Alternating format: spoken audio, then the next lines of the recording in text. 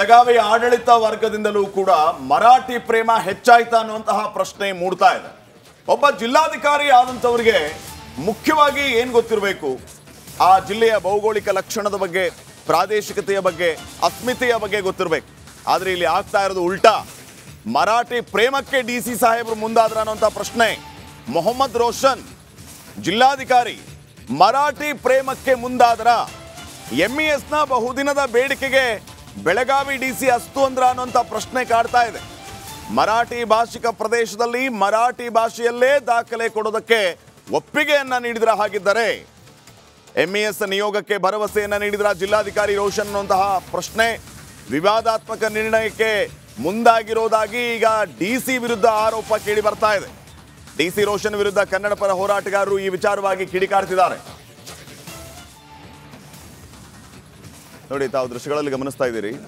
MES ಅವರು ಒಂದು ಮನವಿಯನ್ನ ಮಾಡಿಕೊಡ್ತಾರೆ, ಮರಾಠಿ ಭಾಷಿಕ ಪ್ರದೇಶದಲ್ಲಿ ಮರಾಠಿಯಲ್ಲೇ ದಾಖಲೆಯನ್ನ ನೀಡಿ ಅಂತ.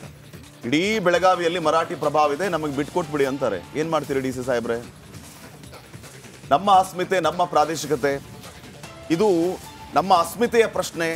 ಸಹಜವಾಗಿ ಜಿಲ್ಲಾಧಿಕಾರಿಗಳಿಗೆ ಇದರ ಬಗ್ಗೆ ಗೊತ್ತಾಗಿರ್ಬೇಕಾಗಿತ್ತು. ಆದರೆ ಅದು ಉಲ್ಟಾ ಆಗಿದೆ ಅನ್ನುವಂಥದ್ದು ನಿಜಕ್ಕೂ ದುರಂತದ ವಿಚಾರವೇ ಸರಿ. ಬೇಕಾದಷ್ಟು ಹಂಗಿದ್ರೆ ಸೋಲಾಪುರದಿಂದ ಹಿಡಿದು ಬೇಕಾದಷ್ಟು ಪ್ರದೇಶದಲ್ಲಿ ಕನ್ನಡ ಭಾಷಿಕರೇ ಹೆಚ್ಚಾಗಿರುವಂಥ ಮರಾಠಿ ಪ್ರದೇಶಗಳಿದೆ. ಅಲ್ಲೆಲ್ಲ ಕನ್ನಡ ಡಾಕ್ಯುಮೆಂಟ್ಸ್ನ ಮಹಾರಾಷ್ಟ್ರ ಸರ್ಕಾರ ಅಕ್ಸೆಪ್ಟ್ ಮಾಡುತ್ತಾ? ಏನಿಲ್ಲ, ಕರ್ನಾಟಕದಲ್ಲಿ ಕನ್ನಡವೇ ಸಾರ್ವಭೌಮ. ಅಟ್ ಎನಿ ಕಾಸ್ಟ್ ನಮ್ಗೆ ಏನೇ ಪರಿಸ್ಥಿತಿ ಬರಲಿ ಕರ್ನಾಟಕದಲ್ಲಿ ಕನ್ನಡವೇ ಸಾರ್ವಭೌಮ. ಈ ಡಿಸಿಗೆ ಸರ್ಕಾರ ಚಾಟಿ ಬೀಸಬೇಕು ಅಂತ ಅನ್ಸುತ್ತೆ ಮೋಸ್ಟ್ಲಿ. ಎಸ್, ಇನ್ನಷ್ಟು ಮಾಹಿತಿಯನ್ನು ಪಡೆಯೋಣ. ಪ್ರತಿನಿಧಿಗಿಂತ ಮುಂಚೆ ಕನ್ನಡ ಪರ ಹೋರಾಟಗಾರ ಮಾತಾಡಿದ್ದಾರೆ, ನೋಡೋಣ. ಇದನ್ನೇನಾದರೂ ಮರಾಠಿಯಲ್ಲಿ ದಾಖಲೆ ಕೊಡುವಂತೆ ಆದೇಶ ಮಾಡಿದರೆ ಭಾಳ ದೊಡ್ಡ ದುರಂತ ಅಂತ ಹೇಳಬಯಸ್ತಿದ್ದೀನಿ. ಈ ನಮ್ಮ ಭಾವನೆಗಳನ್ನು ಜಿಲ್ಲಾಧಿಕಾರಿಗಳಿಗೆ ನಾವು ತಿಳಿಸಿದ್ದೇವೆ.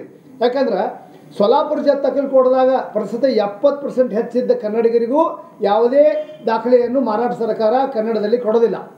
ನಾವೇನಂತೀವಿ, ಇಲ್ಲಿ ಮರಾಠಿಯಲ್ಲಿ ಕೊಡೋದಾದ್ರೆ ಅಲ್ಲಿ ಕನ್ನಡದಲ್ಲಿ ಕೊಡಬೇಕು. ಅದ್ರ ಮೇಲಾಗಿ ಇವರು 50-60 ವರ್ಷದಿಂದ ಬೆಳಗಾವಿಯಲ್ಲಿ ಇದ್ಕೊಂಡು ಕನ್ನಡ ಕಲಿಲಿಕ್ಕೆ ತಯಾರಿಲ್ಲ, ಕನ್ನಡ ಓದಕ್ಕೆ ತಯಾರಿಲ್ಲ.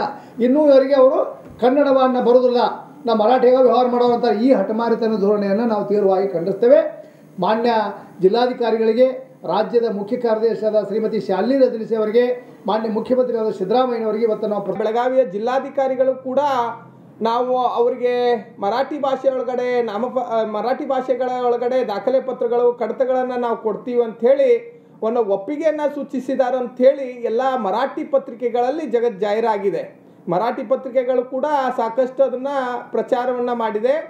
ಅದಕ್ಕಾಗಿ ಇವತ್ತು ನಾವು ಖಾಸಗಿಯೇತರವಾಗಿ ಮಾನ್ಯ ಜಿಲ್ಲಾಧಿಕಾರಿಗಳನ್ನು ಭೇಟಿಯಾದಂಥ ಸಂದರ್ಭದೊಳಗಡೆ ಜಿಲ್ಲಾಧಿಕಾರಿಗಳು ಈ ವಿಚಾರದೊಳಗಡೆ ಇಲ್ಲ, ಕಾನೂನಾತ್ಮಕವಾದಂಥ ರೀತಿಯಿಂದ ನೋಡಿದ್ರೆ ಅವ್ರಿಗೆ ಮರಾಠಿ ಭಾಷೆ ಒಳಗಡೆ ದಾಖಲೆ ಪತ್ರಗಳನ್ನು ಕೊಡಬೇಕಾಗತ್ತೆ ಅಂಥೇಳಿ ನಮ್ಮ ಜೊತೆನೇ ಅವರು ಒಂದು ವಾಗ್ವಾದಕ್ಕೆ ಇಳಿದಾಗ ನಾವು ಕೂಡ ಮಾನ್ಯ ಜಿಲ್ಲಾಧಿಕಾರಿಗಳ ಗಮನಕ್ಕೆ ತಂದ್ವಿ. ಸುಮಾರು ದಿನಗಳಿಂದನೂ ಕೂಡ ಬೆಳಗಾವಿಯ ಎಷ್ಟೋ ಜಿಲ್ಲಾಧಿಕಾರಿಗಳು ಬೆಳಗಾವಿಯಲ್ಲಿ ಕೆಲಸ ಮಾಡಿ ಹೋಗಿದ್ದಾರೆ. ಆದರೆ ಯಾರು ಕೂಡ ಬೆಳಗಾವಿಯ ಸರ್ಕಾರಿ ದಾಖಲೆ ಪತ್ರಗಳು ಮರಾಠಿಯಲ್ಲಿ ಕೊಡಬೇಕು. ಬೆಳಗಾವಿ ಆಡಳಿತ ವರ್ಗದಿಂದಲೂ ಕೂಡ ಮರಾಠಿ ಪ್ರೇಮ ಹೆಚ್ಚಾಯ್ತಾ ಅನ್ನುವಂತಹ ಪ್ರಶ್ನೆ ಮೂಡ್ತಾ ಇದೆ. ಒಬ್ಬ ಜಿಲ್ಲಾಧಿಕಾರಿ ಆದಂತವರಿಗೆ ಮುಖ್ಯವಾಗಿ ಏನು ಗೊತ್ತಿರಬೇಕು, ಆ ಜಿಲ್ಲೆಯ ಭೌಗೋಳಿಕ ಲಕ್ಷಣದ ಬಗ್ಗೆ, ಪ್ರಾದೇಶಿಕತೆಯ ಬಗ್ಗೆ, ಅಸ್ಮಿತೆಯ ಬಗ್ಗೆ ಗೊತ್ತಿರಬೇಕು. ಆದರೆ ಇಲ್ಲಿ ಆಗ್ತಾ ಇರೋದು ಉಲ್ಟಾ. ಮರಾಠಿ ಪ್ರೇಮಕ್ಕೆ ಡಿಸಿ ಸಾಹೇಬರು ಮುಂದಾದ್ರ ಅನ್ನುವಂಥ ಪ್ರಶ್ನೆ. ಮೊಹಮ್ಮದ್ ರೋಷನ್ ಜಿಲ್ಲಾಧಿಕಾರಿ ಮರಾಠಿ ಪ್ರೇಮಕ್ಕೆ ಮುಂದಾದ್ರ, ಎಂಇಎಸ್ನ ಬಹುದಿನದ ಬೇಡಿಕೆಗೆ ಬೆಳಗಾವಿ ಡಿಸಿ ಅಸ್ತು ಅಂದ್ರ ಅನ್ನುವಂಥ ಪ್ರಶ್ನೆ ಕಾಡ್ತಾ ಇದೆ. ಮರಾಠಿ ಭಾಷಿಕ ಪ್ರದೇಶದಲ್ಲಿ ಮರಾಠಿ ಭಾಷೆಯಲ್ಲೇ ದಾಖಲೆ ಕೊಡೋದಕ್ಕೆ ಒಪ್ಪಿಗೆಯನ್ನ ನೀಡಿದ್ರ ಹಾಗಿದ್ದರೆ ಎಂಇಎಸ್ ನಿಯೋಗಕ್ಕೆ ಭರವಸೆಯನ್ನ ನೀಡಿದ್ರ ಜಿಲ್ಲಾಧಿಕಾರಿ ರೋಷನ್ ಅನ್ನುವಂತಹ ಪ್ರಶ್ನೆ. ವಿವಾದಾತ್ಮಕ ನಿರ್ಣಯಕ್ಕೆ ಮುಂದಾಗಿರೋದಾಗಿ ಈಗ ಡಿಸಿ ವಿರುದ್ಧ ಆರೋಪ ಕೇಳಿ ಬರ್ತಾ ಇದೆ. ಡಿಸಿ ರೋಷನ್ ವಿರುದ್ಧ ಕನ್ನಡ ಪರ ಹೋರಾಟಗಾರರು ಈ ವಿಚಾರವಾಗಿ ಕಿಡಿಕಾರ್ತಿದ್ದಾರೆ. ನೋಡಿ, ತಾವು ದೃಶ್ಯಗಳಲ್ಲಿ ಗಮನಿಸ್ತಾ ಇದ್ದೀರಿ. ಎಂಇಎಸ್ ಅವರು ಒಂದು ಮನವಿಯನ್ನ ಮಾಡಿಕೊಡ್ತಾರೆ, ಮರಾಠಿ ಭಾಷಿಕ ಪ್ರದೇಶದಲ್ಲಿ ಮರಾಠಿಯಲ್ಲೇ ದಾಖಲೆಯನ್ನ ನೀಡಿ ಅಂತ. ಇಡೀ ಬೆಳಗಾವಿಯಲ್ಲಿ ಮರಾಠಿ ಪ್ರಭಾವ ಇದೆ, ನಮಗೆ ಬಿಟ್ಕೊಟ್ಬಿಡಿ ಅಂತಾರೆ. ಏನ್ ಮಾಡ್ತೀರಿ ಡಿ ಸಿ ಸಾಹೇಬ್ರೆ? ನಮ್ಮ ಅಸ್ಮಿತೆ, ನಮ್ಮ ಪ್ರಾದೇಶಿಕತೆ, ಇದು ನಮ್ಮ ಅಸ್ಮಿತೆಯ ಪ್ರಶ್ನೆ. ಸಹಜವಾಗಿ ಜಿಲ್ಲಾಧಿಕಾರಿಗಳಿಗೆ ಇದರ ಬಗ್ಗೆ ಗೊತ್ತಾಗಿರ್ಬೇಕಾಗಿತ್ತು. ಆದರೆ ಅದು ಉಲ್ಟಾ ಆಗಿದೆ ಅನ್ನುವಂಥದ್ದು ನಿಜಕ್ಕೂ ದುರಂತದ ವಿಚಾರವೇ ಸರಿ.